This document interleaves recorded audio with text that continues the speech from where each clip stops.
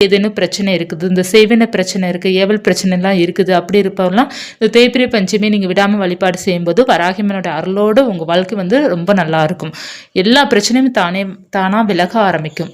அதாவது இந்த நிறைய பேர் வந்து கெட்ட கனவுகள் வருது, ஏதோ ஒன்று நம்மளை அமுக்குற மாதிரி இருக்கு மாதிரிலாம் கனவு சொல்லுவாங்க இல்லையா, அவங்களாம் நீங்கள் தேய்பிறை பஞ்சமிக்கு வராகியம்மனுடைய படம் இல்லாட்டா கூட பரவாயில்ல, சிலை இல்லாட்டா கூட பரவாயில்ல, தேய்பிறை பஞ்சமியை பற்றி மேடம் ரொம்ப சூப்பராக விளக்கம் கொடுத்துருப்பாங்க.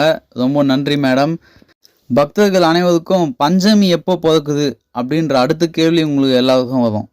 பஞ்சமி வந்து பார்த்திங்கன்னா 11 செப்டம்பர், அதாவது நாளைக்கு வியாழக்கிழமை சாயங்காலம் 4:30 மணிக்கு பிறந்து வெள்ளிக்கிழமை மத்தியானம் 2 மணி வரைக்கும் பஞ்சமி இருக்குது. அதையொட்டி நாளை மாலை 5 மணி அளவில் திரிஸ்தலத்தில் பஞ்சமி யாகம் நடைபெற உள்ளது. பக்தர்கள் அனைவரும் கலந்து கொள்வோம். நமோ வாராகி.